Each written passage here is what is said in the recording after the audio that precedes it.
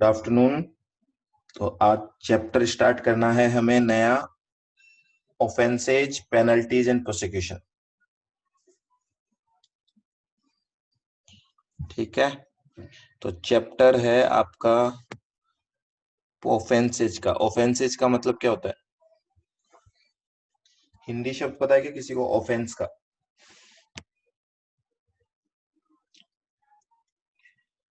Offence को हिंदी में क्या बोल सकते हैं हम?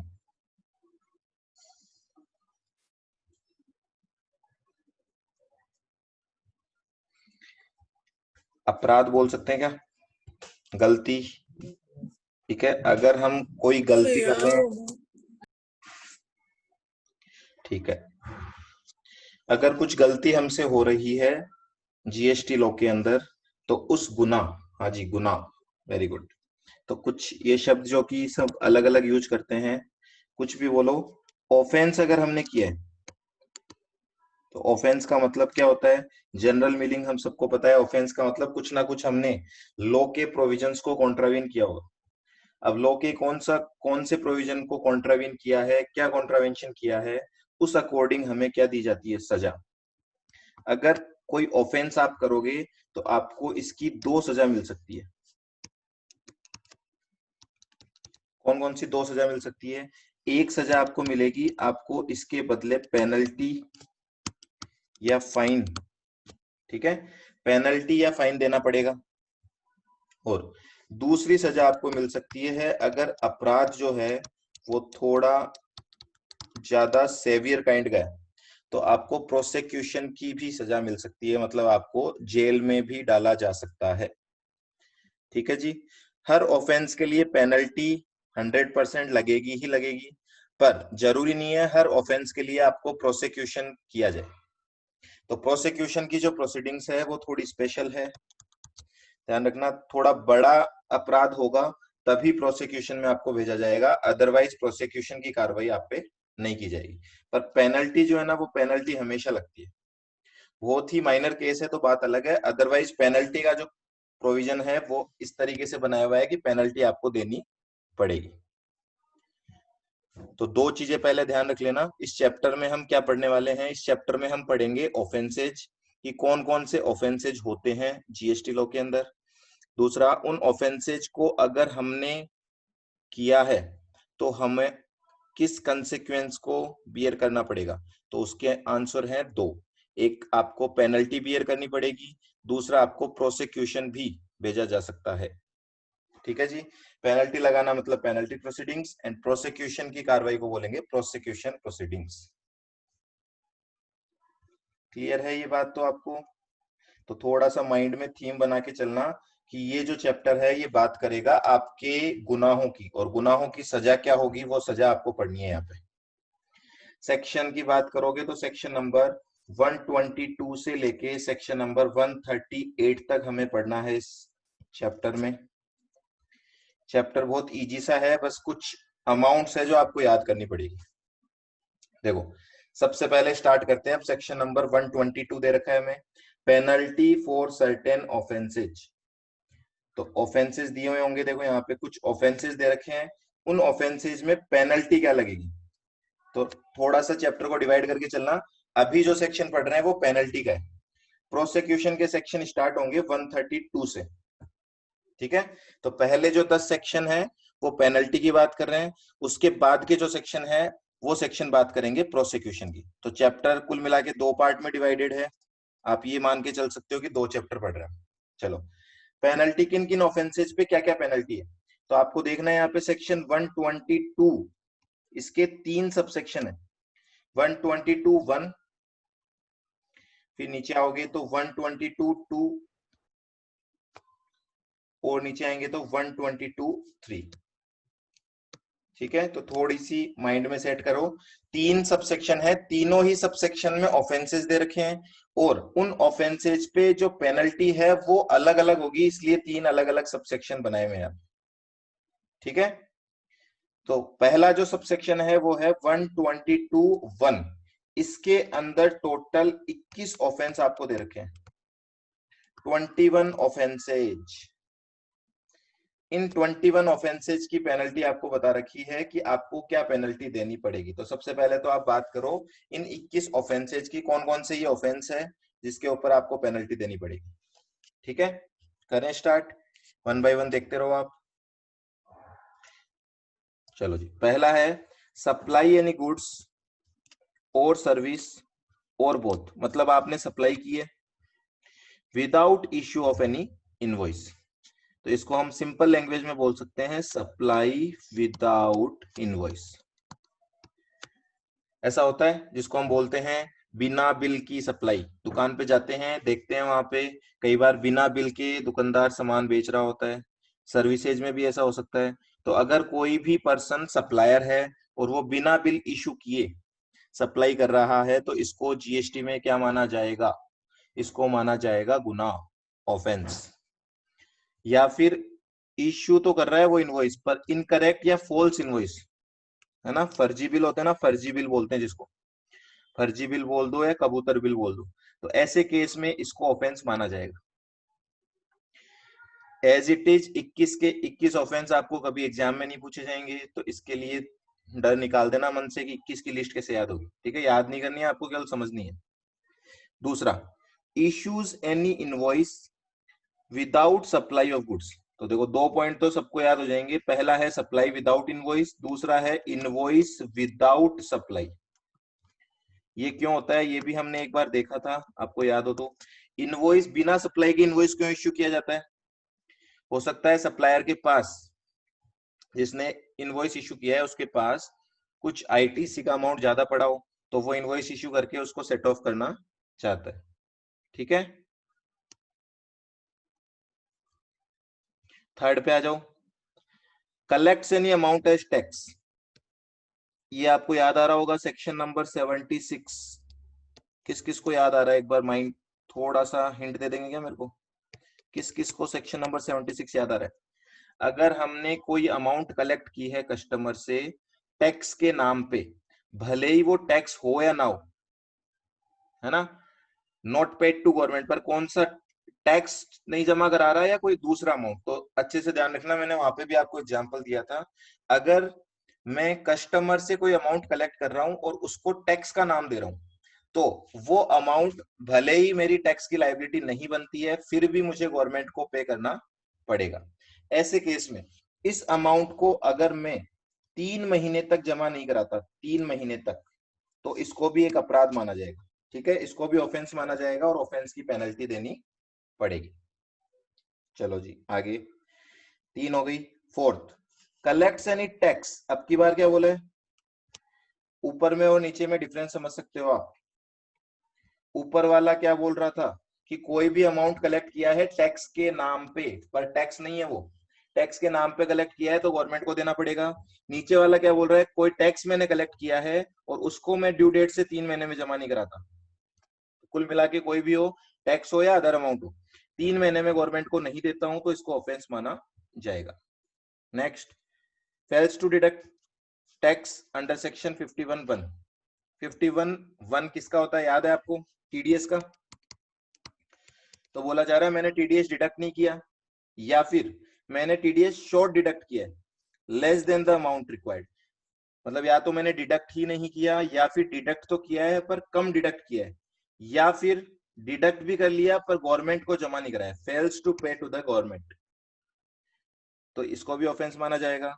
सेम जैसे टीडीएस है वैसे ही टीसीएस के ऊपर भी ऑफेंस है। अगर टीसीएस कलेक्ट नहीं किया गया, या शॉर्ट कलेक्ट किया गया, या फिर पेमेंट नहीं किया गया, तो इसको भी क्या माना जाएगा, ऑफेंस।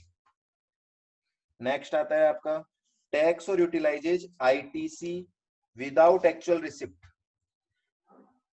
आपने पढ़ रखा है सेक्शन 16(2) में, याद आ रहा हो तो आपको, कि आईटीसी हम तभी अवेल कर सकते हैं अगर हमने गुड्स या सर्विसेज को एक्चुअली रिसीव कर लिया है।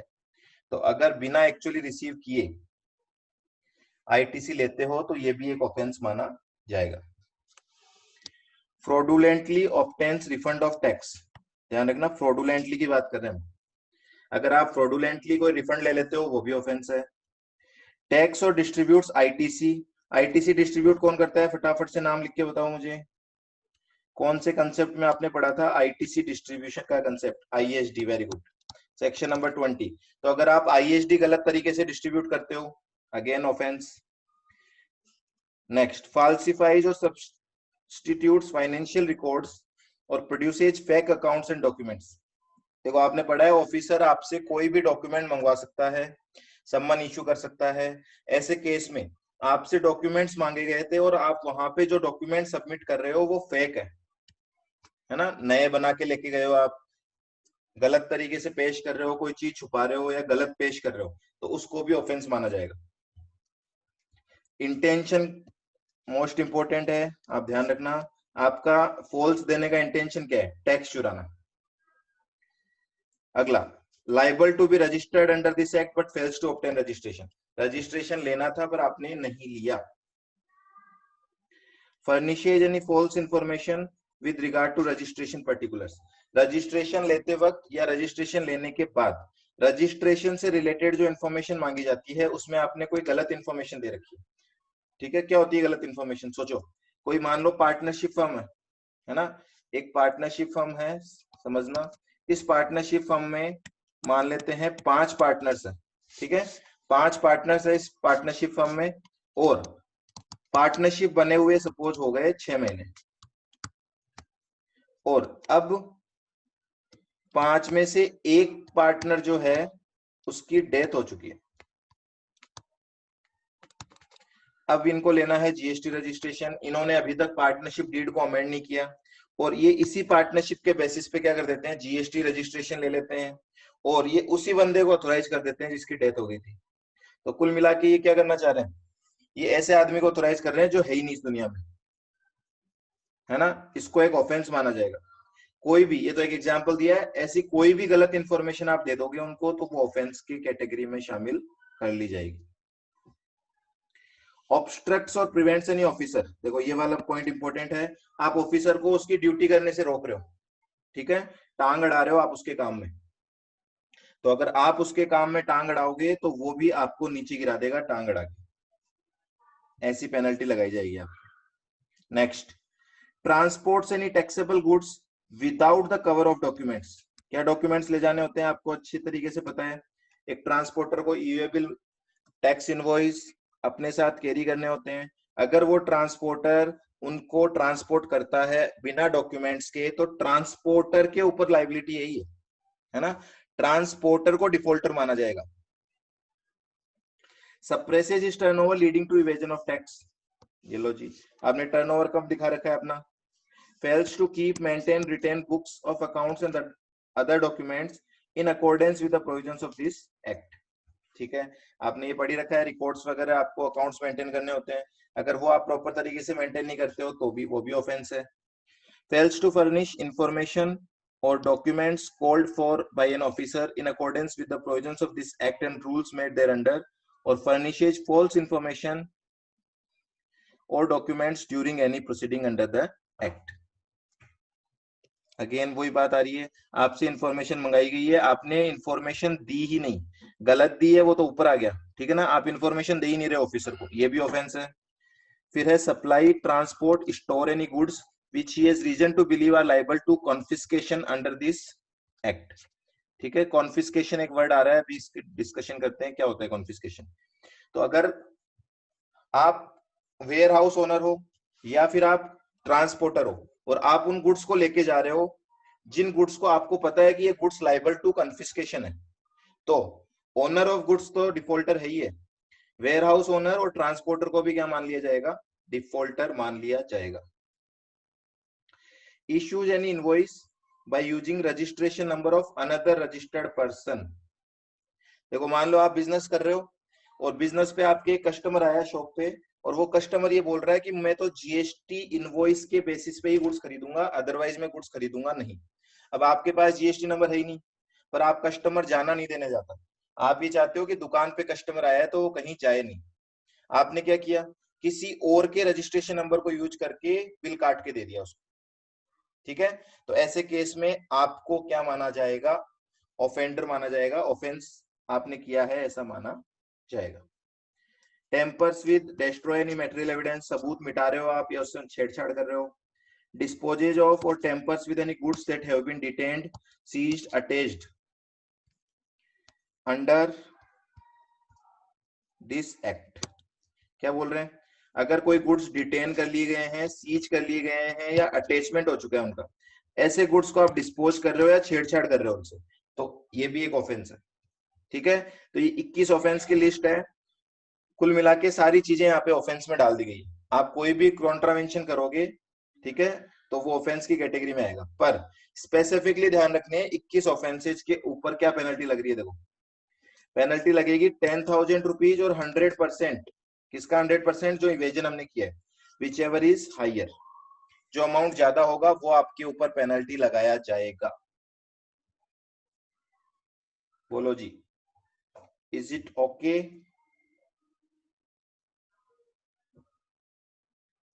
10,000 और 100% ऑफ क्या क्या?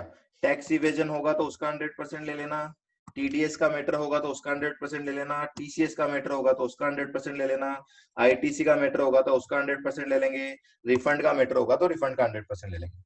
विच एवर इज हाइयर, मतलब मिनिमम पेनल्टी आप बोल सकते हो यहाँ पे 10,000 रुपए की मिनिमम पेनल्टी तो लगेगी ही लगेगी। पॉइंट नंबर 12 बताना है आपको, ये रहा point number 12। Furnishes any false information with regard to registration particulars. Registration लेते हैं ना, रजिस्ट्रेशन लेते वक्त बहुत सी चीजें देनी होती है। हमें पार्टनर्स की डिटेल देनी होती है, बिजनेस का एड्रेस देना होता है। वहां पे आपने कुछ गड़बड़ की है, कोई गलत इंफॉर्मेशन दी है आपने वहां पे, ठीक है, कोई पार्टनर है उसका नाम छुपा लिया, कोई एक्स्ट्रा पार्टनर बता दिया, कुछ मोबाइल नंबर गलत डाल दिए, कुछ इस तरीके से गलत इंफॉर्मेशन दी है और इंटेंशन सीधा सा है आपका टैक्स इवेजन का। ठीक है, पेनल्टी याद रख लेना, 21 ऑफेंस आपसे पूछे नहीं जाएंगे कभी भी। हो सकता है वो आपको ये पूछ ले कि 122(1) के अकॉर्डिंग कुछ ऑफेंसेज आपको बताने हैं। जो REG 01 अप्लाई करते हैं वहां, हाँ जी वहां REG 01 के टाइम पे भी हो सकता है या बाद में भी हो सकता है। दोनों चीजें लिखी हुई है, देखो यहाँ पे दोनों बातें लिखी हुई है। Furnishes any false information with regard to registration particulars either at the time of applying, apply करते वक्त और सब्सिक्वेंटली, अप्लाई करने के बाद भी। ठीक है, तो ज्यादा इंपॉर्टेंट पॉइंट क्या है, आपको पेनल्टी का अमाउंट याद होना चाहिए। ये this is the most important point. Offences की लिस्ट एज इट इज याद करना जरूरी नहीं है, केवल उसको समझ लेना क्या ऑफेंसेज दे रखे हैं। पेनल्टी का अमाउंट याद हो गया? हाँ जी, कन्फिस्केशन वाला पॉइंट, ठीक है। मैंने आपको कहा अगर मान लेते हैं आपने गुड्स को बिना इनवॉइस के क्या कर दिया, ट्रांसपोर्ट कर दिया, आपने बिना बिल भेजे, बिना ई वे बिल बनाए गुड्स को अपनी शॉप से बाहर निकाल दिया। ठीक है, अगर मान लेते हैं ये आपकी शॉप है, मतलब कंसाइनर की, और गुड्स कहाँ जा रहे थे, गुड्स जा रहे थे कंसाइनी के पास। ओके जी, रास्ते में गुड्स को पकड़ लिया किसने, he is the proper officer, इसने गुड्स को पकड़ लिया। क्या होगा मुझे बताओ, यहाँ पे क्या किया जाएगा मुझे बताओ।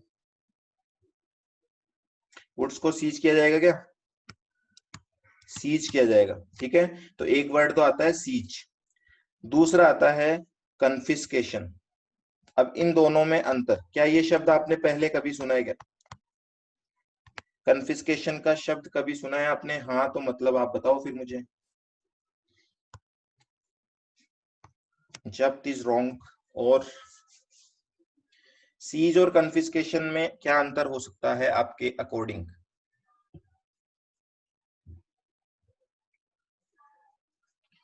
कन्फिस्केशन में ओनरशिप चली जाती है, वेरी गुड, ये पॉइंट शायद मैंने बताया भी था आपको पहले। सीज करने का मतलब क्या होता है, सीज करने का सिंपल सा मतलब है कि पोजीशन ट्रांसफर हो रही है। कई बार तो सीज में पोजीशन भी ट्रांसफर नहीं होती, आपको मैंने बताया था। कुछ ऐसी चीजें हैं जिनको सीज नहीं किया जा सकता, उठा के ले जाया नहीं जा सकता, तो वहां पे उस पर सील लगा दी जाती है।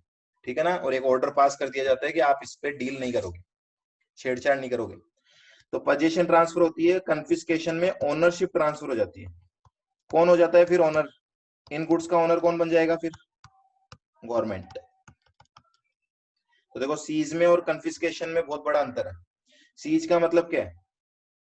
सीज का मतलब है कि ऑफिसर ने आपके गुड्स सीज कर लिए, सपोज गुड्स की वैल्यू थी 1 करोड़ रुपए, है ना। ऑफिसर ने आपके गुड्स सीज किए, कन्फिस्केट नहीं किए। सीज करने का मतलब सिंपल सा है, ये गुड्स 1 करोड़ के अभी भी किसके हैं? आपके हैं। सपोज मिस्टर ए की बात कर लेता हूं, तो मिस्टर ए के गुड्स होंगे ये अभी भी।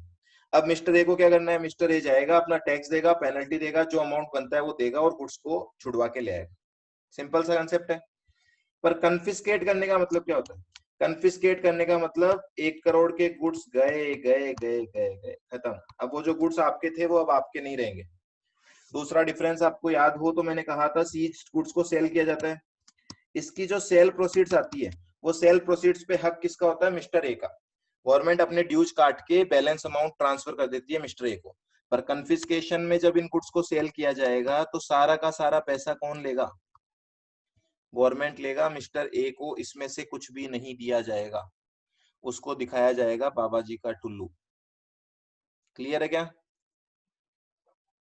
ठीक है, आगे पढ़ेंगे हम कि कन्फिस्केशन कौन से केस में होता है। इसमें ऑफेंस क्या है? ऑफेंस है इसमें ये जो ट्रांसपोर्टर है ना, जीटीए वाला। देखो जीटीए वाला जो है, जो जीटीए वाला इन गुड्स को लेके जा रहा है, उसको बोला जा रहा है कि भैया आप जिन गुड्स को लेके जा रहे हो, और गुड्स ले जाते वक्त अगर आपको ये पता है ऑलरेडी, आपको इस बात की नॉलेज है कि ये गुड्स जो हैं वो लाइबल टू कन्फिस्केशन है। लाइबल टू कन्फिस्केशन मतलब कि इन गुड्स का कन्फिस्केशन हो सकता है। क्यों होता है कन्फिस्केशन, वो अभी हम पढ़ेंगे आगे आगे। ठीक है, सेक्शन नंबर 130 या 31 में पढ़ेंगे अभी हम, लाइबल टू कन्फिस्केशन। क्लियर है बात? इसको ऑफेंस बोला गया है, तो इस जीटीए वाले को ऑफेंस माना जाएगा और उसके ऊपर क्या लगा दी जाएगी? पेनल्टी लगा दी जाएगी।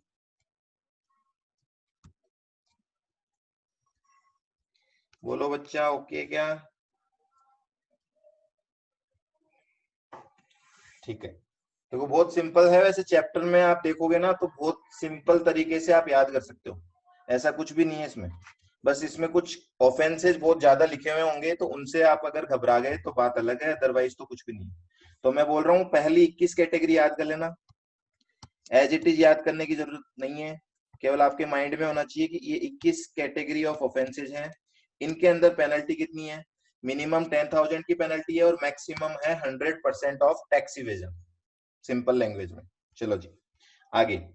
122(2) ऑलरेडी आपको आता है। सेक्शन 73 और 74 में जो आपने पढ़ा है वही यहाँ पे दे रखा है और कुछ भी नया नहीं दे रखा है। 122(2) क्या बोल रहा है? देखो वो बोल रहा है tax not paid, short paid, erroneously refunded और where ITC has been wrongly availed और यूटिलाइज्ड। याद आ रहे हैं ये शब्द? देखे देखे से लग रहे हैं कहीं ना कहीं। ठीक है, इसमें दो केस होते हैं, बोनाफाइड और मेलाफाइड। बोनाफाइड केस मतलब अदर देन FWS। याद आ रहा है ये शब्द? FWS, फ्रॉड, विलफुल मिसस्टेटमेंट और सप्रेशन ऑफ फैक्ट्स।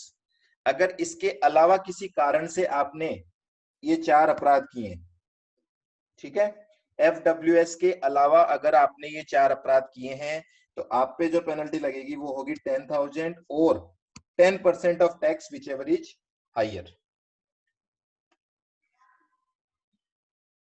और अगर आपने FWS की वजह से किया है, अगर आपने FWS की वजह से मतलब फ्रॉड की वजह से आपसे ये अपराध हुआ है तो पेनल्टी होगी 10,000 और 100% of tax whichever is higher. तो कुछ भी नहीं है यहाँ पे, 10 टाइम्स का डिफरेंस है। मिनिमम 10,000 दोनों में सेम है, मैक्सिमम में 10 गुना का फर्क है, ज्यादा कुछ भी नहीं। क्लियर है? क्लियर? तो देखो दो कैटेगरी हो गई आपके पास, पहले 21 ऑफेंस के लिए, ठीक है, फिर 4 ऑफेंस के लिए। आप बोल सकते हो देखो ये वाली जो पेनल्टी है वही तो है ऊपर, तो 122(1) में जो पेनल्टी है वही 122(2) के फ्रॉड वाले में पेनल्टी दे रखी है, सेम है। 122(3) पे आ जाते हैं। अब यहाँ पे 5 ऑफेंस है। कितने हैं? 5 ऑफेंस यहाँ पे आपको पढ़ने हैं। इन 5 ऑफेंसेस पे जो पेनल्टी है वो होगी मैक्सिमम 25,000 रुपए की। मतलब यहाँ पे कोई परसेंटेज फिक्स नहीं है, यहाँ पे बोला है कि ऑफिसर के हाथ में पावर है। ऑफिसर आप पे 1,000 रुपए की पेनल्टी लगाए, 5,000 की लगाए, 10,000 की लगाए, 25,000 की लगाए, 25,000 से ज्यादा की पेनल्टी वो नहीं लगा सकता है। क्लियर? ठीक है जी। कौन कौन से ऐसे ऑफेंस? चलो, पहला एनी पर्सन। कौन पर्सन? एनी, कोई भी। जीएसटी से लेना देना नहीं है इसमें, है ना। कोई भी अगर पर्सन है, भले ही वो जीएसटी का सप्लायर है या नहीं है, चलता फिरता भी कोई पर्सन है, एड्स और abets any of the offence specified in 1 to 21 of subsection 1। मतलब अभी जो 21 ऑफेंस पड़े हैं उनमें आपकी मदद करता है कोई आदमी, है ना, मदद, हेल्प। अगर कोई पर्सन ऑफेंस करने वाले की हेल्प कर रहा है तो उसको 122(3) में ऑफेंडर माना जाएगा। और उस पर कितनी पेनल्टी लगाई जा सकती है? मैक्सिमम 25,000 की पेनल्टी लगाई जा सकती है। तो अगर बोलते हैं ना, कोयले की दलाली में हाथ काले हो जाते हैं, पर पूरे हाथ काले नहीं होंगे, केवल 25,000 रुपए तक के हाथ काले हो सकते हैं। ठीक है जी, आगे देखते हैं। और 25,000 फ्लैट पेनल्टी नहीं है, ध्यान रखना। मैं आपको वापस बोल रहा हूँ, अप टू 25,000 का मतलब होता है ऑफिसर अपनी मर्जी से कितनी भी पेनल्टी लगा सकता है, वो देखेगा कि आप किस तरीके के पर्सन हो। Acquires possession of or in any way concern himself in transporting, removing, depositing, keeping, concealing, supplying, purchasing, or in any other manner deals with any goods which he knows or has reason to believe are liable to confiscation under this act। ये क्या बोल रहा है? वही, अगर आप transport में ले जा रहे हो या लाइबल टू कन्फिस्केशन, ये सारी चीजें अगर आप कर रहे हो इस एक्ट के अंदर, तो फिर आपको ऑफेंडर माना जाएगा। और पेनल्टी कितनी लगाई जाएगी आपके ऊपर? मैक्सिमम 25,000 रुपए की। ठीक है। नेक्स्ट, रिसीव्स और is any way concerned with the supply of और in any other manner deals with any supply of service which he knows or has reason to believe are in contravention of any provisions of this act or rules made thereunder। अब की बार वो services की बात कर रहा है।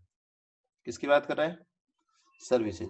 आप कोई सर्विस ले रहे हो, देखो, अगर आप कोई सर्विस ले रहे हो या फिर आप किसी भी तरीके से उसकी सप्लाई से जुड़े हुए हो, तो और आपको ये पता भी था कि वो जो सर्विस सप्लाई हो रही है वो इन कॉन्ट्रावेंशन, है ना, गलत तरीके से सर्विस सप्लाई हो रही है, तो ऐसे केस में भी आपको क्या मान लिया जाएगा? ऑफेंडर मान लिया जाएगा। ये सारी वही बातें हो रही है कि आप हेल्प कर रहे हो कॉन्ट्रावेंशन करने में। Fails to appear before officer of central tax when issued with a summon. हाँ, ये पॉइंट ध्यान रख लेना, ये क्वेश्चन एज इट इज छप सकता है। देखो, मान लेते हैं क्वेश्चन केस स्टडी बन के आ जाएगी, मिस्टर ए को एक सम्मन इशू किया गया, ठीक है, सम्मन इशू किया गया था, आप यहाँ पे पेश हो और आपको कुछ डिटेल मांगी जाएगी ऑफिसर के द्वारा, वो आपको देनी है, और आप उस सम्मन का रेस्पेक्ट नहीं करते हो, आप वहां पे ऑफिसर के सामने पेश नहीं होते हो, तो इस केस में आपको भी ऑफेंडर माना जाएगा और आपके ऊपर भी पेनल्टी लगाई जा सकती है 25,000 रुपए तक की। ठीक है जी। Last is fails to issue invoice in accordance with the provisions of this act or rules made thereunder or fails to account for an invoice in his books of accounts। मतलब आपने इनवॉइस इशू किया है और invoice आप सही तरीके से issue नहीं कर रहे, या फिर इनवॉइस जो आपके पास आ रहे हैं उनको प्रॉपर्ली बुक्स ऑफ अकाउंट्स में आप रिकॉर्ड नहीं कर रहे, तो इसमें भी आपको क्या माना जाएगा? ऑफेंडर। तो this was your section number 122। थोड़ा टाइम आपको जरूर इसमें देना पड़ेगा पढ़ने के लिए, बाकी आपको तो तीनों क्लोज की पेनल्टी याद कर लेना एक बार। 122(1) में कितनी पेनल्टी दे रखी है, 2 में कितनी दे रखी है, 3 में कितनी दे रखी है। ठीक है, 2 वाले केस वही है जो आपके सेक्शन 73(4) में है, 3 वाले 5 केस याद करने हैं आपको, और 1 वाले 21 केस आपको देखने हैं, याद करने की जरूरत नहीं है, उसमें से अपने आप आपको 10 केस तो याद हो ही जाएंगे।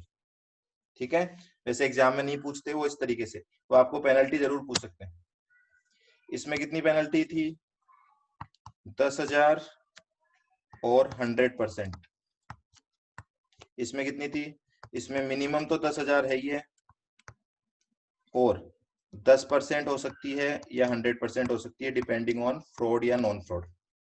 और फिफ्थ केस में कितना है, अप टू 25,000। लो जी, बोलो। सेक्शन नंबर 122 आ गया समझ में? फटाफट से एक बार सब लोग थम्स अप दे दो। सेक्शन नंबर 122 अगर समझ में आ गया तो फटाफट से लिख दो एक बार। चलो अब आगे आते हैं। अब कुछ छोटे छोटे छोटे छोटे से सेक्शन है। सेक्शन 123 क्या बोल रहा है? सेक्शन 123 बोल रहा है कुछ लोगों को सेक्शन 150 बोलता है इंफॉर्मेशन रिटर्न फाइल करने के लिए। ठीक है, वो क्या होती है वो बाद में देखेंगे हम कि कौन सी रिटर्न होती है। तो रिटर्न अगर लेट हो जाती है, मुझे बताओ, अगर रिटर्न हम लेट फाइल करते हैं तो क्या उसकी कोई लेट फीस होती है क्या? अगर हमने अंडर सेक्शन 39 की कोई रिटर्न लेट फाइल की है तो इस रिटर्न को लेट फाइल करने के लिए हमें क्या देना होता है? लेट फीस देनी पड़ती है। ठीक है, कितनी है, किसी को याद है क्या लेट फीस कितनी है?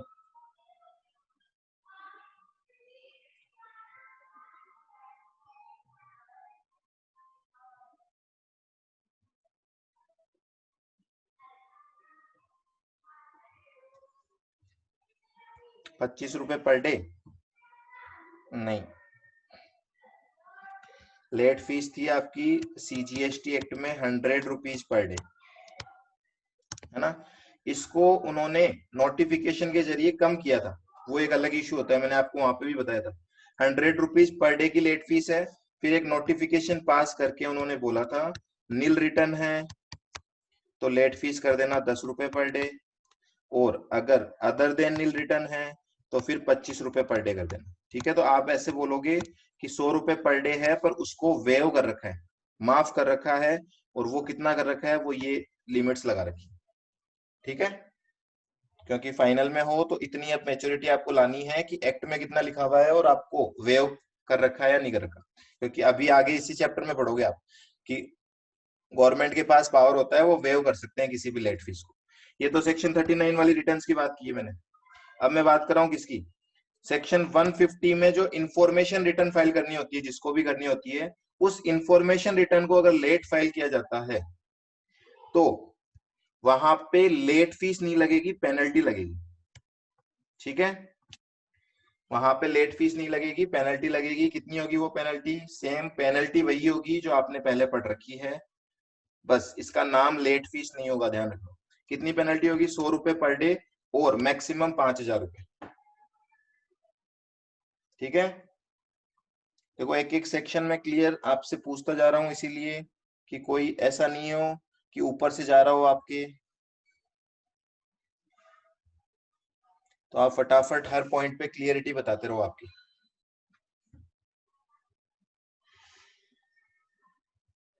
ठीक है, चलो जी नेक्स्ट। सेम जैसे 150 में इंफॉर्मेशन रिटर्न है, वैसे ही एक और सेक्शन है, सेक्शन नंबर 151, वहां पे भी कुछ इंफॉर्मेशन रिटर्न जाती है। वो उसमें अगर कोई देरी करते हो आप तो वहां पे पनिशमेंट है, वो है फाइन के रूप में। अब की बार लेट फीस भी नहीं है, पेनल्टी भी नहीं है, अब की बार क्या है? अब की बार है फाइन। कितना फाइन लगेगा? Up to 10,000। और अगर जो डिफॉल्ट है वो कंटिन्यू चल रहा है तो फिर 100 रुपए पर डे का लगा देंगे, जहां पे मैक्सिमम 25,000 रुपए हो सकता है। तो ये 123 124 तो आपको याद करने हैं, not much relevant for exam. ठीक है, एग्जाम के पॉइंट ऑफ व्यू से ज्यादा रेलेवेंट नहीं है क्योंकि ये टॉपिक दे ही नहीं रखे एक्चुअल में आपके मॉड्यूल में। फिर भी अब क्लैरिटी के साथ आप देखते रहो। चले आगे, चलो 125 इज मोस्ट इंपोर्टेंट, ये आपको सेक्शन नंबर के साथ याद होना चाहिए। अभी आपने क्या पढ़ा था?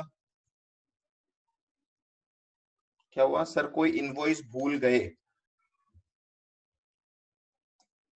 तो 124 में आएगी पेनल्टी? ना जी ना, इनवॉइस अगर इश्यू नहीं कर रहे हो तो 122 में आएगी, है ना। और इनवॉइस के जो जिस तरीके से इनवॉइस इशू करना चाहिए उसमें क्या क्या पर्टिकुलर्स होने चाहिए वो आपने पढ़ रखे हैं, उसमें अगर कोई कमी करते हो तो 124 में आएगी। ठीक है, इनवॉइस में अगर इशू नहीं कर रहे हो तो 122, और इनवॉइस इशू कर रहे हो पर उसमें कुछ कमी है इनवॉइस इश्यू करने में तो 124।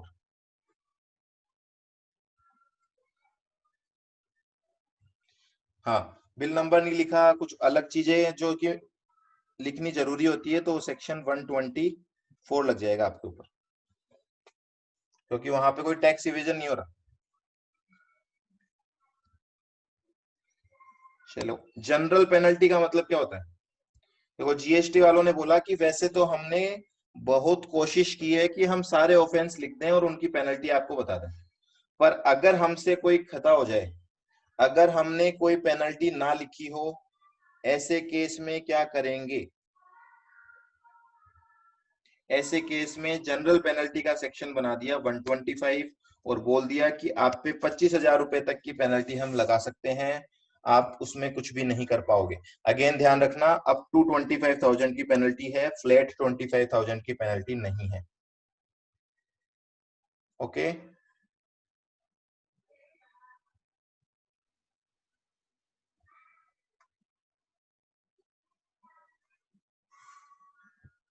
चलो जी, आगे आ जाते हैं हम।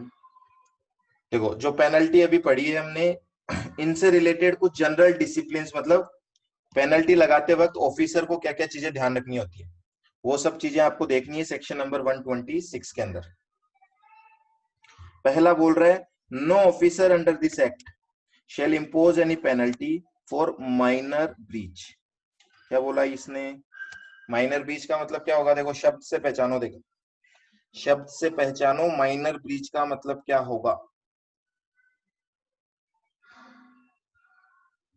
माइनर ब्रीच मतलब चिंदी चोरी, छोटी मोटी, अगर आपसे कोई गलती होती है ना, छोटी मोटी गलती, छोटी मोटी गलती के केस में कोई ऑफिसर आप पे कोई पेनल्टी नहीं लगाएगा।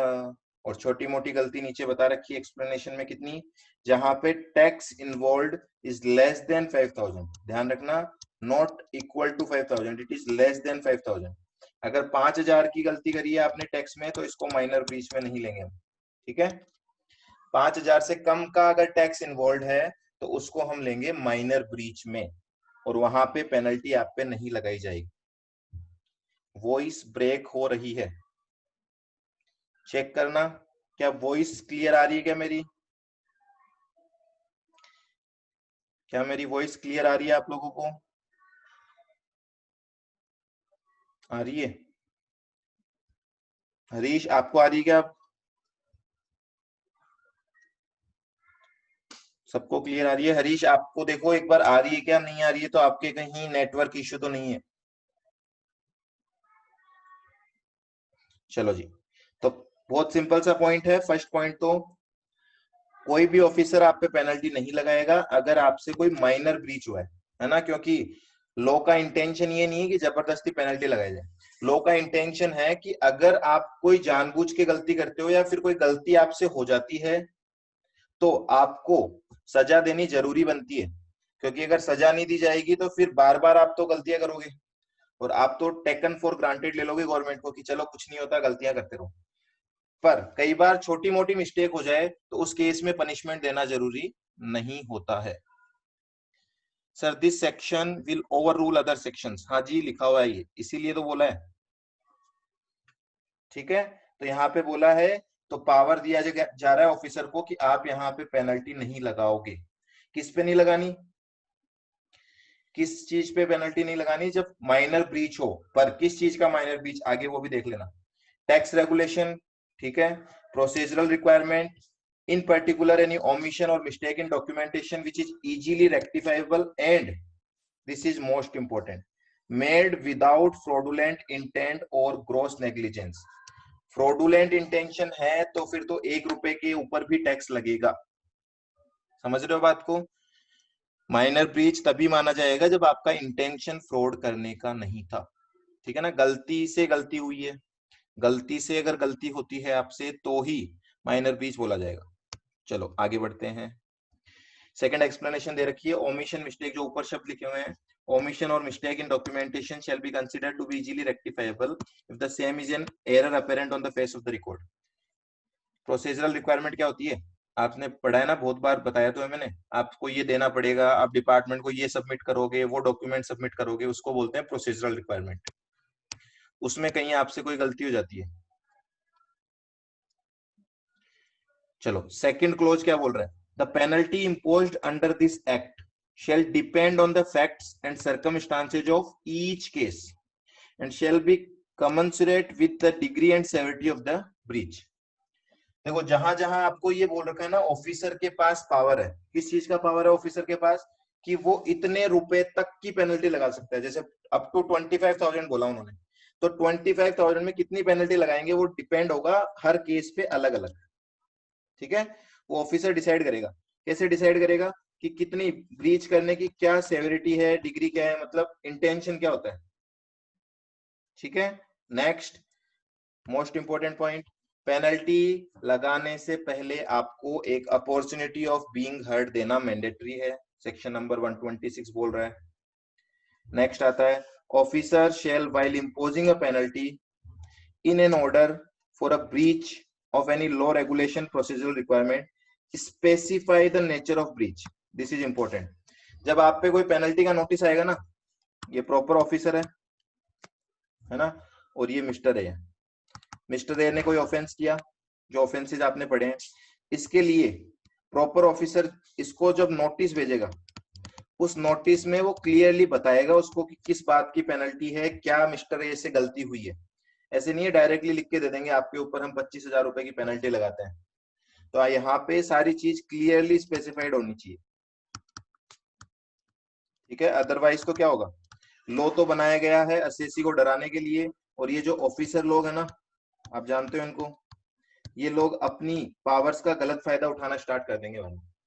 ठीक है, तो गवर्नमेंट ने साफ साफ बोला है कि आप नोटिस भेजोगे उसमें पूरी चीजें क्लियरली मेंशन होनी चाहिए। चलो, अमाउंट ऑफ पेनल्टी भी लिखा हुआ होगा, वो मैं आपको ऑलरेडी बता चुका हूं। अगर पेनल्टी का अमाउंट नहीं लिखा हुआ आता तो आपको पे करने की जरूरत नहीं है।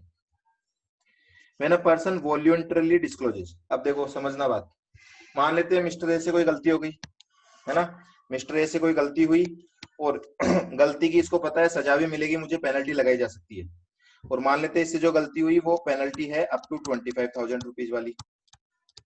चलो, अब ये गलती ऑफिसर ने नहीं पकड़ी, पर मिस्टर ए को अपने आप ही पता लग गया कि मुझसे गलती हो गई।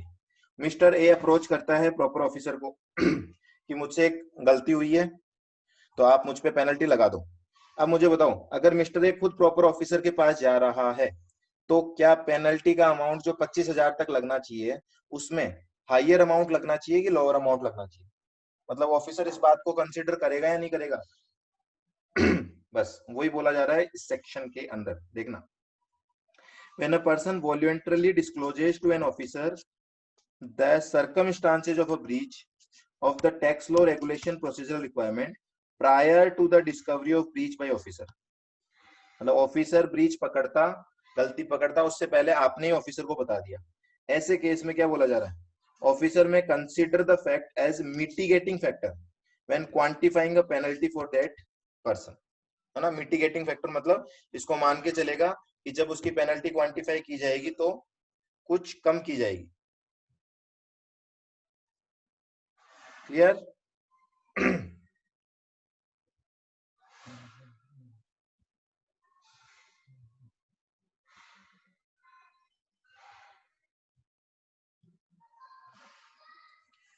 चलो आगे आगे देखो क्या बोल रहे हैं, this section shall not apply.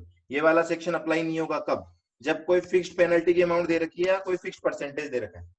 ये सेक्शन क्या बोल रहा है कुल मिला के आपको, ये यही तो बोल रहा है कि जब पेनल्टी लगाई जाएगी तो देखा जाएगा केस टू केस पे कितनी पेनल्टी लगानी है, पर गवर्नमेंट ने बोल ही रखा है कि 100% ऑफ टैक्स लगानी है, तो फिर ऑफिसर को चेक नहीं करेगा, वो डायरेक्टली 100% ऑफ टैक्स लगाएगा। ठीक है, तो कुल मिला के आप बोल सकते हो ये वाले प्रोविजन कब लग रहे हैं, जब पेनल्टी अप टू 25,000 रुपए वाले प्रोविजन की बात हो रही है। जब अप टू 25,000 वाले प्रोविजन की बात हो रही है तब ये वाला सेक्शन अप्लाई किया जाएगा।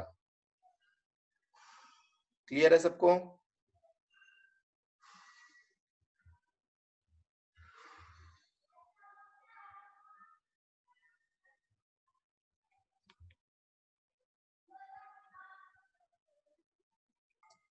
अप टू 25,000 यानी सेक्शन 125। 125 में भी है 25,000, और भी तो थी। 122(3) में भी एक 25,000 है, देखो सेक्शन नंबर 122(3) में कितनी पेनल्टी है, इसमें भी 25,000 है। ठीक है, यहाँ पे भी देखो अप टू 10,000 लिखा हुआ है। मतलब जहां पे पेनल्टी का अमाउंट फिक्स नहीं है वहां पे सेक्शन नंबर 126 काम में आ रहा है। जहां पे पेनल्टी का अमाउंट फिक्स है वहां पे फिक्स पेनल्टी लगानी ही पड़ेगी, वहां पे ऑफिसर कुछ नहीं करेगा। जहां पेनल्टी का अमाउंट फिक्स नहीं है, अप टू लिखा हुआ है, अप टू पेनल्टी लगाई जा सकती है, तो वहां पे ऑफिसर को बोला है कि आप चेक करके लगाना, जो जैसा रेस्पॉन्ड करे उसको उसी तरीके से पेनल्टी लगानी। ठीक है, चलो जी। Next section 127, power to impose penalty in certain cases. ये क्या बोल रहा है? देखो नॉर्मली जो पेनल्टी प्रोसीडिंग्स होती है वो एडजुडिकेशन में हो जाती है। एडजुडिकेशन आपने पढ़ा है सेक्शन 73 74 में। तो ये सेक्शन क्या बोल रहा है, अच्छे से देखना। Where proper officer is of the view that a person is liable to a penalty. ठीक है, ऑफिसर को पता है कि आपके ऊपर पेनल्टी लगानी है, और वो पेनल्टी सेक्शन 62 63 64 73 74 129 130 में नहीं लगाई, तो उसके लिए एक सेपरेटली आपको पेनल्टी का नोटिस भेजा जाएगा और उसमें पेनल्टी लगा दी जाएगी। बस इतना सा बोल रहा है ये सेक्शन। कुछ बात समझ में आई क्या?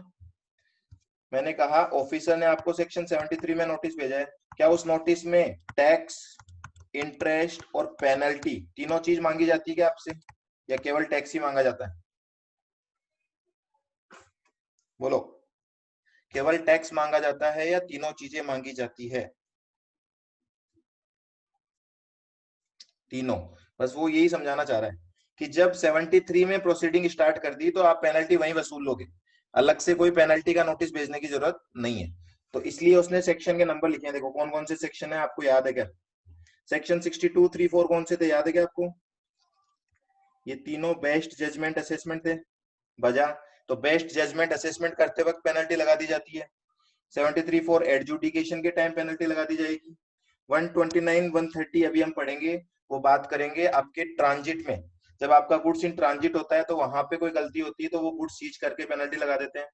अब कोई गलती आपने की है जो कि यहाँ पे एडजुडिकेशन में नहीं आ रही, बजा में नहीं आती, या ट्रांजिट में नहीं आ रही, तो उसके लिए पेनल्टी कैसे लगाएगा ऑफिसर? तो बोल रहे हैं उसके लिए ऑफिसर एक पेनल्टी नोटिस भेजेगा आपको अलग से, issue an order levying penalty after giving reasonable opportunity of being heard.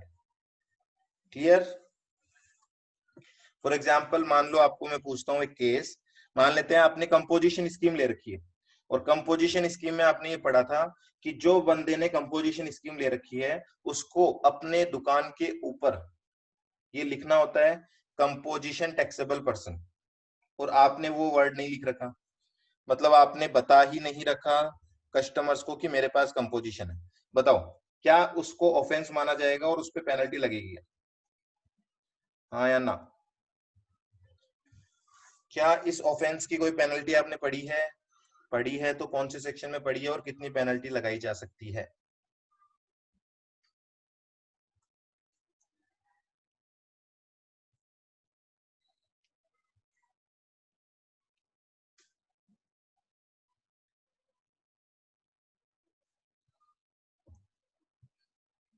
बोलो बोलो, कम ऑन।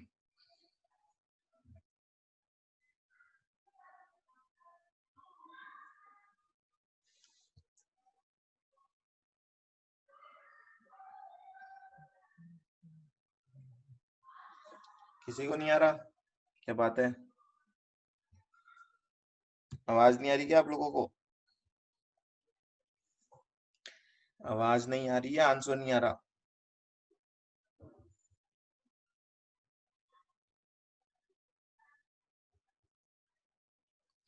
क्वेश्चन मैंने पूछा है, कंपोजिशन स्कीम ले रखी है आपने और आपने अपनी दुकान के जो नेम प्लेट है वहां पे आपने कंपोजिशन टैक्सेबल पर्सन नहीं लिखवा रखा है, जबकि आपको ऐसे लिखवाने की रिक्वायरमेंट होती है।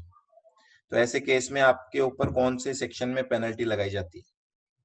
बताओ, क्या आपने कोई टैक्स की चोरी की है यहाँ पे? सेक्शन 125, ठीक है, तो जनरल पेनल्टी लगेगी यहाँ पे। आ रहा है सबको? इसमें तो कोई बड़ी बात है ही नहीं ना। इसमें कोई टैक्स इवेजन नहीं किया, देखो आपने टैक्स इवेजन नहीं किया, पर आपकी जनरल कंट्रोवेंशन हुई है एक्ट का, तो उस केस में जनरल पेनल्टी लगेगी 25,000 रुपए तक की। अब वो ना तो किसी सेक्शन 62(3)(4) में 73(4) में कवर हुई होगी, तो वहां पे आपको एक अलग से नोटिस आएगा पेनल्टी का, और वहां पे आपको एक reasonable opportunity of being heard दी जाएगी। ठीक है, सिंपल सी बात है। नेक्स्ट पे आ जाते हैं। नेक्स्ट है पावर टू वेव पेनल्टी और फीस। तो आपकी जो लेट फीस पड़ी थी ना, अपने लेट फीस को कम किया गया है, वो इसी सेक्शन की पावर से किया गया है। लेट फीस जो एक्ट में दे रखी है 100 रुपीज पर डे की, उसको रिड्यूस कर दिया गया था, अभी अभी पढ़ा है हमने, 10 रुपए पर डे या 25 रुपए पर डे कर दिया उसको। तो ये कहाँ से किया गवर्नमेंट ने? गवर्नमेंट के पास पावर कौन से सेक्शन में आता है? तो वो पावर आता है सेक्शन नंबर 128 से। ठीक है, क्या पावर है? गवर्नमेंट में वेव इन पार्ट और फुल, पूरी भी वेव कर सकती है, थोड़ी भी वेव कर सकती है। जैसे किसी को पता है प्रैक्टिकली, अभी अभी गवर्नमेंट ने क्या किया है, जो आदमी 1 जुलाई से लेके 30 सितंबर तक रिटर्न्स फाइल करेगा, अपनी पुरानी कोई भी रिटर्न, है ना, पुरानी कब, 1 जुलाई 2017 से लेके 30 जून 2020 तक की रिटर्न किसी ने अभी भी नहीं भरी है, तो वो अगर इस पीरियड में रिटर्न भरता है ना, तो उसकी सारी की सारी लेट फीस गवर्नमेंट ने क्या कर रखी है, वेव कर रखी है, माफ कर रखी है। तो ये वेव करने का पावर कहां से आया? ये आया सेक्शन नंबर 128 से। क्लियर है सबको?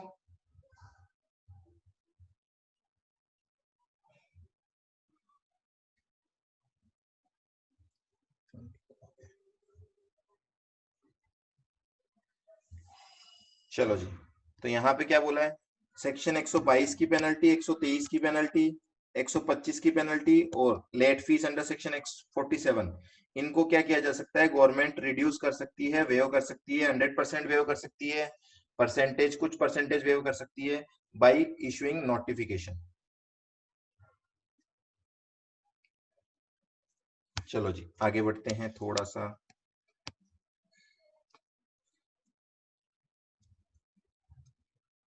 नेक्स्ट सेक्शन मोस्ट इंपोर्टेंट है, दिस इज मोस्ट इंपोर्टेंट। क्या ये section? Section number 129 is detention, seizure, release of goods and conveyance in transit.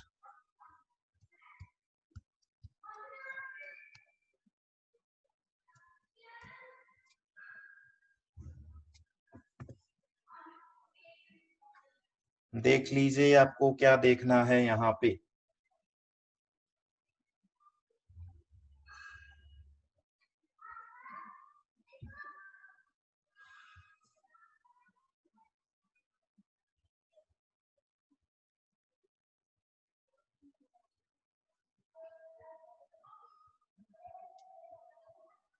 ठीक है, ओके, आगे आ जाते हैं। देखो, आगे आने से पहले एक बार फटाफट से मैं पुराने रिवीजन करवा रहा हूँ ताकि माइंड में थोड़ा सा सेटअप रहे। सबसे पहला सेक्शन अपने पढ़ा था यहाँ पे, सेक्शन नंबर 122। ठीक है, सेक्शन नंबर 122 किस चीज की बात कर रहा था? वो ऑफेंसेज बता रखे हैं उसने आपको, 21 ऑफेंसेज एक बता रखे हैं। एक यहाँ पे आपको बता रखा था FWS या फिर अदर देन FWS, इस केस में क्या पेनल्टी लगेगी, और 5 स्पेसिफिक केस बता रखे थे। ठीक है, तो वहां पे पेनल्टी दे रखी है आपको कुछ। सेक्शन नंबर 123 किस चीज का था?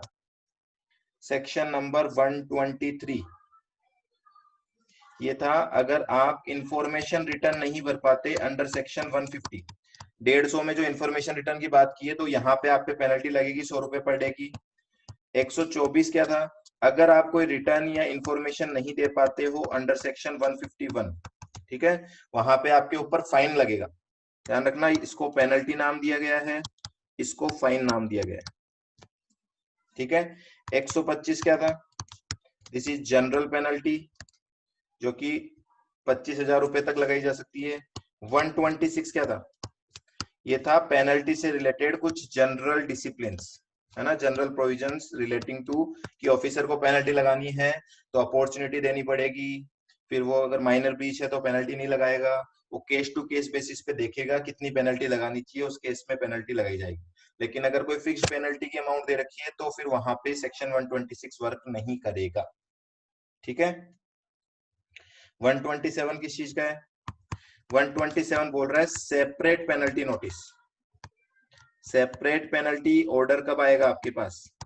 जब आपका केस 62, 63, 64, 73, 74, 129, 130 में डिसाइड नहीं हुआ है तब। और 128 क्या बोल रहा है कि जो पेनल्टी आपने पढ़ी है अभी सेक्शन 122 में, 123 में, 125 में और सेक्शन 47 में जो आपने लेट फीस पढ़ी थी, इनको वेव किया जा सकता है गवर्नमेंट के द्वारा। ठीक है। और अब बात करेंगे 129, 130 की। एक बार फटाफट से लिख के बता दो मुझे, यहां तक थोड़ा बहुत माइंड में सेटअप हुआ क्या? जो हम प्रोविजंस पढ़ रहे हैं पेनल्टी के। देखो पेनल्टी ज्यादा कुछ थी नहीं इसमें, मेनली तो सेक्शन 122 ही है। फटाफट से लिख के बता दो एक बार, क्योंकि अगला सेक्शन जो है वो मोस्ट इंपोर्टेंट है। इसमें अगेन फ्रेश माइंड रखना, पुराने प्रोविजंस को भूल जाना एक बार। ठीक है, दोबारा से अच्छे से सुन लेना आप क्या बोला जा रहा है।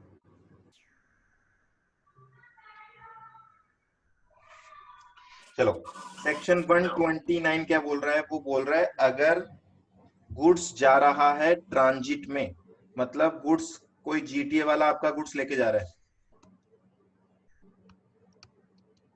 This is, who is this? He is consignor, ये कंसाइनर है। ठीक है। यहाँ पे गुड्स जिसके पास जा रहा है ये कौन है? ये कंसाइनी है। ठीक है। और रास्ते से गुड्स जा रहा है किसमें? जीटीए में। और मान लेते हैं ये जो गुड्स जा रहे हैं रास्ते से, इन गुड्स को बिना बिल के भेजा जा रहा है। कौन बताएगा कौन से सेक्शन में पेनल्टी लगेगी? कौन बताएगा? बिना इनवॉइस के गुड्स को भेजा जा रहा है, सेक्शन 122 में लगेगी पक्का। 122 1 2 3 3 है वहां पे। 122 1 बोलोगे आप। ठीक है, 122 में तो पेनल्टी अलग अलग है, तो आप उसको बोलोगे 122 1। चलो, 122 1 में कितनी पेनल्टी थी? 10,000 और 100% of tax evaded which ever is higher, ये आपको पेनल्टी देनी पड़ेगी। ठीक है। चलो, अब बात आ रही है वो जो गुड्स होंगे, जो गुड्स होंगे और प्लस ये जो कन्वेंस है, ऑफिसर अगर इनको पकड़ेगा ना, ऑफिसर इस गाड़ी को पकड़ेगा तो ऐसा नहीं है वो केवल गुड्स को ही सीज करेगा, वो कन्वेंस को भी पकड़ लेगा। कुल मिला के दोनों लोगों को डर लगना चाहिए।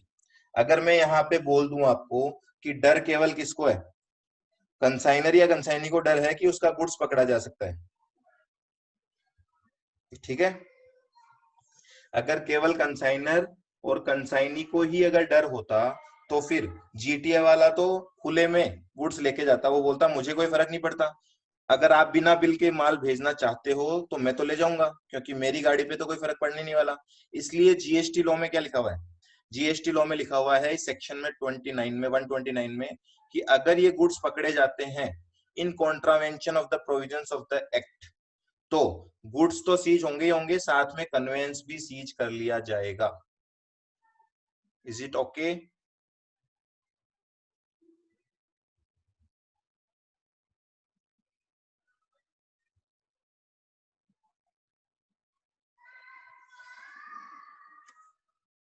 अब देखो, अब जब इनको पकड़ा जाएगा ना तो इनको फ्री में नहीं छोड़ा जाएगा, इनको छोड़ने के लिए कुछ अमाउंट लिया जाएगा। वो अमाउंट कितना होगा वो आपको देखना है, यहाँ पे आके देखना है। यहाँ पे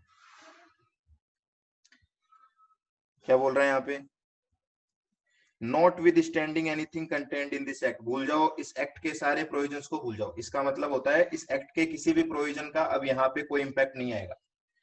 where any person transports any goods और stores any goods while they are in transit, मतलब ट्रांसपोर्टर की बात कर रहा है।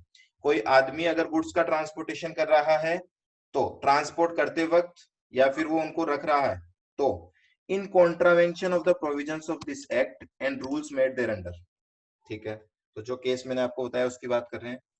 ऑल सच गुड्स, उन सारे गुड्स को क्या कर लिया जाएगा, डिटेन एंड सीज कर लिया जाएगा, है ना। उन गुड्स को कर लिया जाएगा प्लस कन्वेंस को भी कर लिया जाएगा। This is important. Conveyance used as a means of transport for carrying the said goods, ठीक है। और उससे रिलेटेड कुछ डॉक्यूमेंट्स होंगे, गाड़ी के कागज होंगे और गुड्स के कागज होंगे, उन डॉक्यूमेंट्स को भी क्या कर लिया जाएगा, सीज कर लिया जाएगा। तो point number 1 should be clear, ठीक है। तो ये तो बहुत सिंपल सा पॉइंट बोल रहे हैं, कोई भी कॉन्ट्रावेंशन होगा तो इनको पकड़ लेंगे। ये सारे के सारे देखना 129 सेक्शन केवल ट्रांजिट की बात कर रहा है। आपकी दुकान में गुड्स पड़े होंगे उसके लिए सेक्शन 129 काम नहीं आएगा। 129 काम आ रहा है जब गुड्स इन ट्रांजिट है।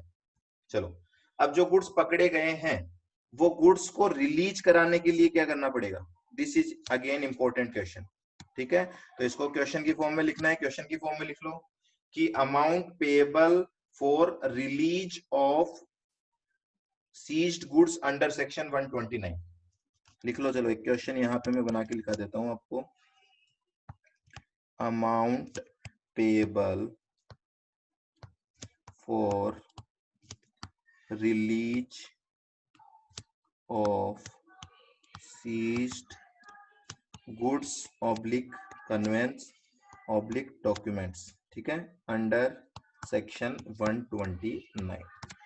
तो ये क्वेश्चन अगर आपको पूछा जाता है तो इसका आंसर आना चाहिए आपको नीचे वाले 3 क्लोज से, ठीक है। ए बी सी 3 क्लोज है। आप बोल रहे हैं इतना अमाउंट पे कर दो, आपके गुड्स को और कन्वेंस को छोड़ दिया जाएगा। चलो, कितना अमाउंट पे करना है। पहला, where the owner of the goods comes forward for payment of such tax and penalty. क्या मतलब हुआ, देखो रास्ते में जब ट्रक जा रहा था तो बताओ ऑफिसर ने किसको पकड़ा होगा, कंसाइनर कंसाइनी या ट्रक के ड्राइवर को। कौन होगा ऑफिसर के सामने, ड्राइवर होगा ऑब्वियसली। अब मैं बोल रहा हूँ बिना बिल का माल है तो ऑफिसर को पता ही नहीं है, ऑफिसर को तो ये पता ही नहीं है गुड्स किसका है, किस कंसाइनर ने भेजा है, किस कंसाइनी के पास जाने वाला है। तो ऑफिसर किससे बातचीत कर रहा है यहाँ पे, वो ट्रक ड्राइवर से बातचीत कर रहा है ना। अब पहला पॉइंट क्या बोला जा रहा है, अगर ओनर चला के आ जाता है सामने से, owner of the goods, owner of the goods कौन होगा बताओ मुझे।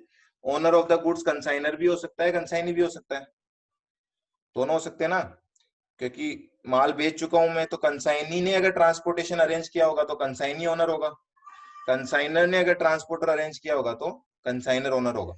तो ओनर जो भी है अगर वो चला के सामने आ जाता है ऑफिसर के और वो बोलता है चलो जो टैक्स लेना है जो पेनल्टी लेनी है मैं दूंगा आपको, ठीक है ना, आप ड्राइवर को परेशान मत करो, तो इन गुड्स को छोड़ दिया जाएगा ऑन पेमेंट ऑफ, क्या पेमेंट करेंगे तो छोड़ेंगे वो देखो, on payment of applicable tax and penalty equal to 100% of tax payable on such goods.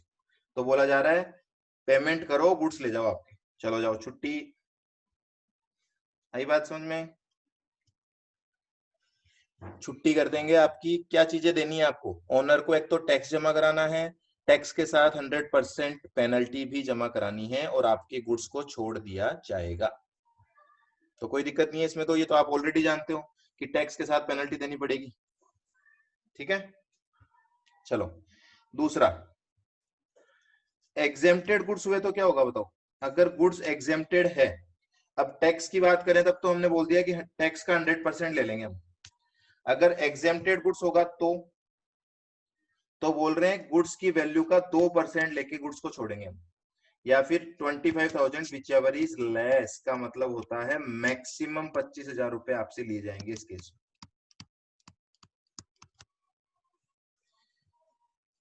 Clear है क्या, आ रहा है कुछ समझ में। चलो मैं पूछता हूं आपको यहाँ पे, देखो ये जीटीए है, इसमें जो गुड्स है, इसमें जो गुड्स है उसकी मान लेते हैं वैल्यू इज 6 लाख रुपीज, है ना। अगर 6 लाख के गुड्स हैं और जीएसटी, चलो यहाँ पे मैं बोल देता हूँ गुड्स जो है वो टैक्सेबल है एट द रेट ऑफ 12%, और गुड्स जो है वो एग्जेम्प्ट है, और ओनर सामने आ रहा है।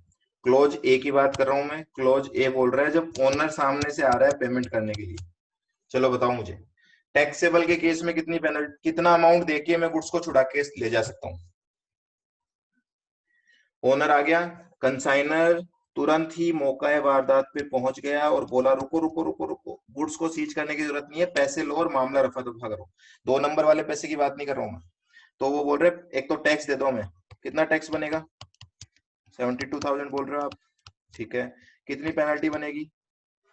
पेनल्टी बनेगी 72,000। बताओ कोई इंटरेस्ट भी बनेगा क्या यहाँ पे?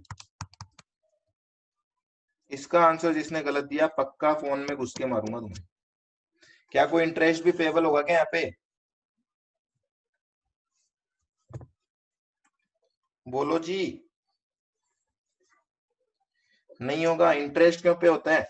इंटरेस्ट तो सवाल ही नहीं है आप पे होने का। इंटरेस्ट तो आपकी ड्यू डेट के बाद जब पे नहीं करते तब होता है, ठीक है। तो कुल मिला के 1,44,000 रुपए दे दो ऑफिसर को और चले जाओ यहाँ से, भागो, गेट लॉस्ट। अब मुझे एक चीज बता दो आप यहाँ पे फटाफट से, आप क्या ये बोलोगे क्या, कंसाइनर जाके ऑफिसर को ये बोलेगा क्या, अरे आज तो 15 अप्रैल है, 20 मई तक जमा करा सकता हूं मैं, तो 20 मई को दूंगा, मैं तो अभी नहीं देता, जाओ? बोलो। ऐसा बोलेगा तो उसके गुड्स को रिलीज नहीं किया जाएगा। अभी आप क्या पढ़ रहे हो उसको फील करना। आप ये नहीं बोल रहे हो कि ये पेमेंट अभी देना मैंडेटरी है, ये पेमेंट अभी देना मैंडेटरी नहीं है, लेकिन अगर आपको गुड्स को छुड़वाना है ना तो फिर ये पेमेंट अभी करना पड़ेगा। आप समझ रहे हो बात को? अगर आपको गुड्स को छुड़वाना है तो ये पेमेंट अभी करना पड़ेगा, अदरवाइज वो आपके गुड्स को नहीं छोड़ेगा। वैसे आपकी लाइबिलिटी अभी देने की नहीं है, आप आराम से इसको अगले महीने की 20 तारीख तक जमा करा सकते हो, है ना, कोई इंटरेस्ट नहीं लगेगा। पर आप अभी क्यों जमा करा रहे हो? क्योंकि आपको गुड्स को रिलीज करवाना है। क्लियर? चलो एक बात और पूछनी है आपको। मान लेते हैं वो मौका वारदात पे पहुंच गए यहाँ पे, ठीक है। कितना अच्छा केस है, देखो इंटरेस्टिंग सा केस बन रहा है यहाँ पे। कंसाइनर, ये बोल देता हूं मैं, मिस्टर ए है। मिस्टर ए मौका वारदात पे पहुंच गया और वो बोल रहा है कि 1,44,000 रुपए आप मांग रहे हो मेरे से, अभी अभी मेरे जेब में 1,44,000 रुपए नहीं है। अब बताओ क्या गुड्स को रिलीज करेगा क्या वो? हाँ जी, ये अमाउंट रिटर्न में वो हो जाएगा अपडेट। ये अमाउंट आप टैक्स ही तो पे कर रहे हो, नहीं जोड़ेगा ना। पर यहाँ पे एक इसको ऑप्शन दिया गया है, क्लोज नंबर सी। इसको क्लोज सी में एक ऑप्शन दिया है, बोला है यहाँ पे आप एक बॉन्ड दे दो, है ना, जिसको हम गारंटी बोलते हैं, ठीक है। तो आपको बोला एक सिक्योरिटी यहाँ पे आप दे दो। कितने अमाउंट की सिक्योरिटी देनी है? 1,44,000 की, बात खत्म। अब भी हम गुड्स को छोड़ देंगे। चलो, इतना कोऑपरेट ऑफिसर करने के लिए तैयार है कि या तो आप यहाँ पे टैक्स दे दो, 1,44,000 का अमाउंट पे कर दो, या फिर 1,44,000 की सिक्योरिटी दे दो, आपके गुड्स ले जाओ। क्लियर? अब सबको क्लियर है क्या बच्चा? अब दूसरे तरफ आते हैं हम। अगर ये गुड्स एग्जेम्प्टेड होते तो क्या करें? एग्जेम्प्टेड गुड्स होंगे तो कितने रुपए जमा कराने पड़ेंगे हमें? हमें कोई टैक्स तो देना ही नहीं है ना। क्या हमें कोई टैक्स देना है क्या इस केस में? नहीं देना। तो कितना अमाउंट पेमेंट करना है हमें? Payment is equal to 2%। तो 6 लाख का 2% कितना? 12,000 रुपए का पेमेंट करो और चले जाओ यहां से। क्लियर? ठीक है जी। अगर मैं बोलता यहाँ पे ये अमाउंट 6 लाख की जगह 60 लाख होती तो बताओ मुझे यहाँ पे आंसर। इस केस में अगर 60 लैक्स का अमाउंट होता तो कितना पेमेंट करना होता है एग्जेम्प्टेड गुड्स के केस में? 25,000, ठीक है, मैक्सिमम 25,000 ही है क्योंकि यहाँ पे। चले अब आगे।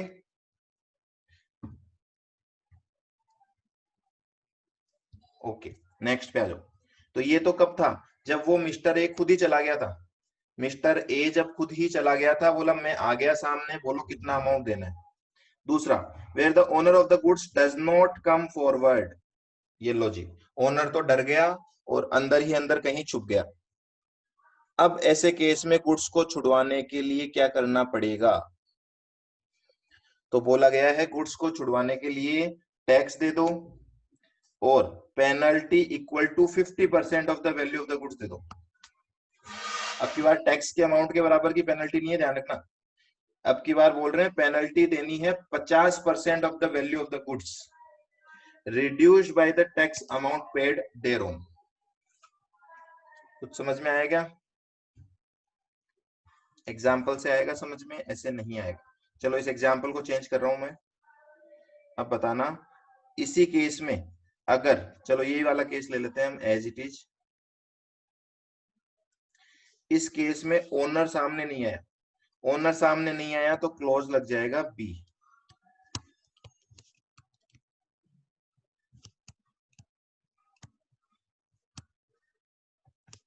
बताओ, अगर ओनर सामने नहीं आया तो कितने अमाउंट का पेमेंट करना है और गुड्स छोड़ दिया जाएगा? टैक्स पे करूंगा, पेनल्टी पे करूंगा, कितना?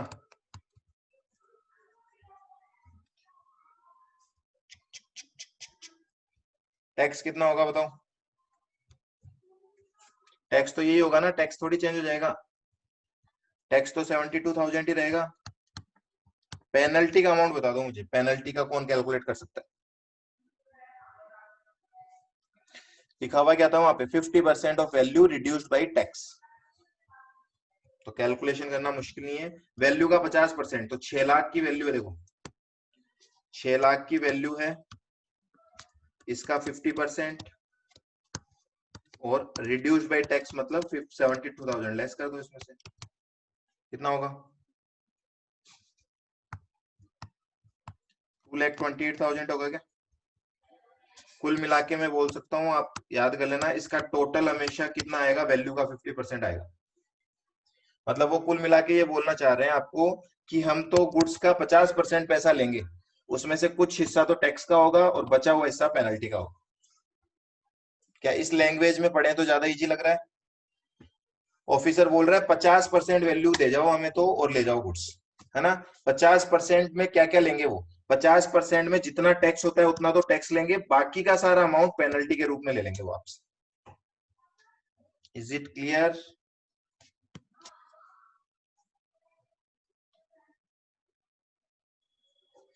देखो यहाँ पे अगर एग्जेम्प्टेड गुड्स होते तो क्या करना है? ये तो टैक्सेबल गुड्स का क्वेश्चन हो गया। अगर एग्जेम्प्टेड गुड्स होते तो सिंपल सी बात है, वहां 2% था या 5% कर देना। कितना पेमेंट करना है? 5% का। 5% मतलब 60,000 का, सॉरी 6 लाख का 5%, हाउ मच? 6 लाख का 5% कितना होता है? 30,000 होता है, पर आपको पता है मैक्सिमम कितना देना है? मैक्सिमम 25,000 ही देना है, तो 25,000 ही देना, ठीक है, 30,000 नहीं देना। और यहाँ पे भी सेम वो क्लोज सी लगेगा आपका, ठीक है, यहाँ पे भी क्लोज सी लग जाएगा। क्या अगर आप तुरंत पेमेंट नहीं करना चाहते तो कोई बात नहीं, एक सिक्योरिटी फर्निश कर दो वहां पे। कितने रुपए की सिक्योरिटी देनी है? जितना हमने अमाउंट कैलकुलेट किया, मतलब 3 लाख रुपए की। बोलो क्लियर है क्या? ये क्वेश्चन बहुत इंपॉर्टेंट है एग्जाम के लिए, ध्यान रखिए। सेक्शन 129 में गुड्स को और कन्वेंस को सीज किया जा रहा है, उनको रिलीज कराने के लिए कितना पेमेंट देना पड़ेगा? ओनर सामने आ जाता है तो लिमिट अलग है, ओनर सामने नहीं आता तो लिमिट अलग है। चलो आगे बढ़े। सिक्योरिटी दोनों में देनी पड़ेगी, हाँ। सिक्योरिटी का मतलब क्या है? सिक्योरिटी का सिंपल सा मतलब है कि आप ये बोल रहे हो ऑफिसर को मैं अभी नहीं दे सकता पैसे, मैं बाद में दे दूंगा। तो बाद में देने के लिए ऑफिसर के पास तो सिक्योरिटी चाहिए ना उसको। तो वो बोल रहा है मैं कैसे मान लूं आप बाद में दे दोगे? मुझे यहाँ पे आप सिक्योरिटी फर्निश कर जाओ और चले जाओ। गिरवी, सिक्योरिटी का मतलब क्या? कोई चीज गिरवी रख जाओ मेरे पास, है ना। आप अपना मोबाइल देके आ जाना वहां पे। मोबाइल को एक्सेप्ट नहीं करते, वो बैंक गारंटी लेते हैं। वो तो मैं मजाक कर रहा हूँ। सर क्लोज बी में गुड्स रिलीज होने के लिए, क्लोज बी में गुड्स, बी दोनों ही चीजों के लिए है ये। क्लोज ए और बी दोनों ही चीजों के लिए बन रहा है, गुड्स और कन्वेंस दोनों ही रिलीज हो जाएंगे इससे, ठीक है। चलो आगे क्या लिखा हुआ है देखो नीचे। क्या लिखा है, एग्जेम्प्ट में सिक्योरिटी केस 1 में 84,000 आएगी क्या? कौन से केस में आएगी 84,000? एग्जेम्प्टेड गुड्स में 84,000 कैसे आएगी? एग्जेम्प्टेड गुड्स में तो 25,000 से ज्यादा अमाउंट हो ही नहीं सकता। कैसी बातें करते हो तुम बच्चे? एग्जेम्प्टेड गुड्स में तो 25,000 से ज्यादा का अमाउंट हो ही नहीं सकता ना।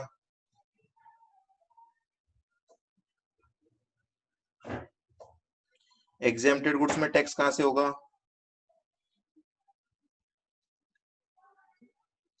जूस पी के बैठे हो गया अभी? हाँ, जूस पी के बैठा दिखता है तू। चलो, provided that no such goods or conveyance shall be seized without serving an order of seizure on the person transporting the goods। तो बोला जा रहा है ऐसे सीज मत कर लेना, सीज करने से लिए ऑर्डर इशू करना पड़ेगा। ठीक है ना, उचंती काम नहीं करने। ऑफिसर भी आजकल घेरे में आ जाते हैं, तुरंत ही कोर्ट में केस होते हैं। तो ऑफिसर को बोला हुआ है आप सीज करने से पहले ऑर्डर जरूर इशू कर देना, अदरवाइज वो जो सीज किया है ना आपने, वो आपके ऊपर ही उल्टा पड़ जाएगा। ठीक है, चलो ये सेक्शन कंप्लीट कर लेते हैं आज। The provisions of section 67(6) shall mutatis mutandis apply for detention, seizure of goods and conveyance। तो ये सेक्शन जाके देख लेना दोबारा, आपने पढ़ रखा है। ठीक है, डिटेंशन सीजर में क्या प्रोसेस फॉलो होता है वो सारा यहाँ पे अप्लाई हो जाएगा। Proper officer detaining goods or conveyance shall issue a notice specifying the tax and penalty payable and thereafter pass an order for payment of tax and penalty under clause ABC। ठीक है, तो एक order issue किया जाएगा और उसके basis पे आप पेमेंट करोगे। गुड्स ऑनर गुड्स नहीं लेने आता है तो कन्वेंस का क्या होगा? कन्वेंस वाला छुड़ाएगा ना, यही तो लिखा हुआ है बी क्लोज में। ए क्लोज में बोल रहा है ओनर आ जाए तो ठीक है, अगर कन्वेंस वाला बोलता है कि नहीं मैं तो छुड़वा दूं, मैं छुड़वाना चाहता हूं, तो फिर उसको पेमेंट करना पड़ेगा। फिर कन्वेंस वाला बोलता है मैं भी नहीं छुड़ाऊंगा, तो पड़े रहने तो दोनों आगे पढ़ेंगे, आगे क्या होगा। अगर कोई छुड़ाने नहीं आता तो फिर आगे पढ़ेंगे हम। ठीक है, चलो। No tax interest penalty shall be determined under subsection 3 without giving the person opportunity of being heard. ये आप जानते हो अच्छे से। On payment of amount all proceeding in respect of notice shall be deemed to be concluded. पैसे देते ही सारा मामला रफा दफा कर दिया जाएगा। हाँ जी, अब आता है important point. Where the person transporting any goods or owner of the goods fails to pay the amount of tax penalty। अगर ये अमाउंट आपने पे नहीं किया 7 दिन के अंदर अंदर, ठीक है, तो further proceeding shall be initiated in accordance with the provisions of section 130। 130 में क्या प्रोसीडिंग्स होगी? कॉन्फिस्केशन की। ठीक है, ओके जी, कॉन्फिस्केशन कर दिया जाएगा वहां पे। बोला है पेरिशेबल और हजार्डियस गुड्स होंगे ना, तो ये 7 दिन का भी टाइम नहीं दिया जाएगा, इसको भी रिड्यूस किया जाता है ऑफिसर के द्वारा।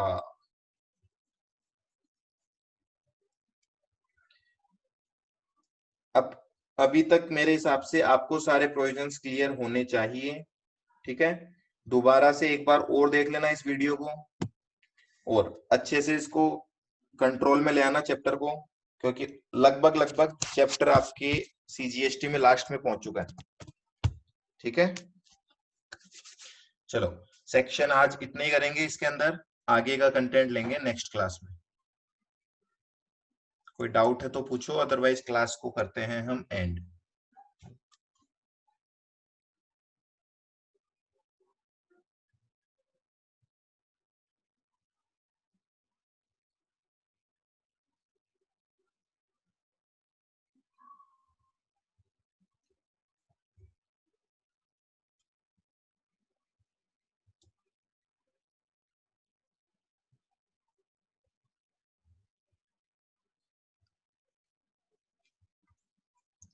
अभी वाला एग्जाम्पल दिखा दो, लो जी, नोट कर लो इसको, सही से कर लेना। मैंने कुछ शायद बोल बोल के लिख दिया था यहाँ पे, आप पूरी कंडीशन देख के लिख लेना।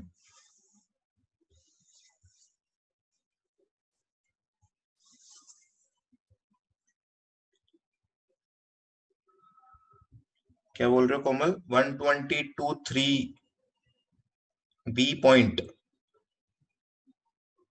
ठीक है, ये एक बार नोट कर लो फिर बताता हूँ।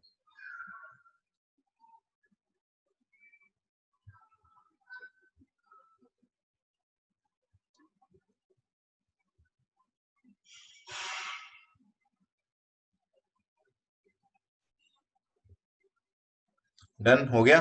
चलो, क्या था 122 का थर्ड, 122(3) का बी पॉइंट।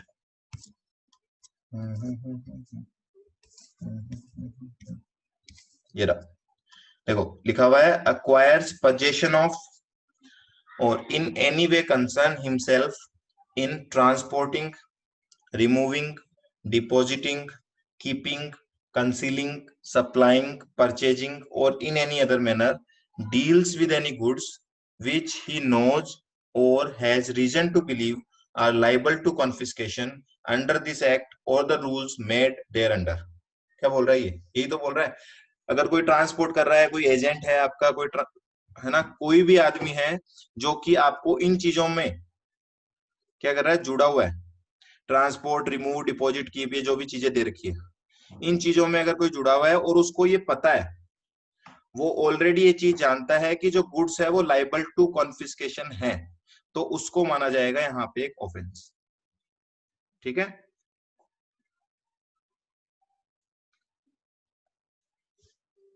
चलो जी, तो आज की क्लास यहीं तक, समय समाप्ति की घोषणा।